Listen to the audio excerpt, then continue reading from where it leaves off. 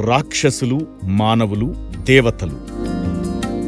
మానవులలో 3 వర్గాల వారు ఉన్నారు: రాక్షసులు, మానవులు, దేవతలు. రాక్షసత్వంలో ఉన్నవారు రాక్షసులు. రాక్షసులు అంటే హింసయే నా పరమవాంఛ అనేవారన్నమాట. జంతువధ చేసేవారందరూ, మాంసభక్షకులు అందరూ మరి రాక్షసులే.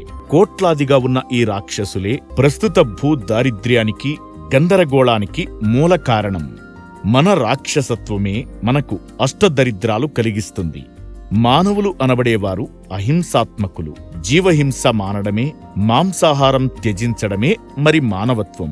ఇకపోతే విద్వాంసో హి దేవాహ అన్న శపథ బ్రాహ్మణ వేదోక్తి ప్రకారం వేదంలో విద్వాంసులకు దేవతలు అని పేరు. విద్వాంసులు అంటే విద్యావంతులు అన్నమాట. విద్య అంటే ఆత్మవిద్య. ముందుగా రాక్షసత్వం పోగొట్టుకోవాలి, పరంపరగా మానవత్వం కల్పించుకోవాలి, ఆపైన దైవత్వం సంపాదించుకోవాలి. బ్రహ్మర్షి పత్రిజీ.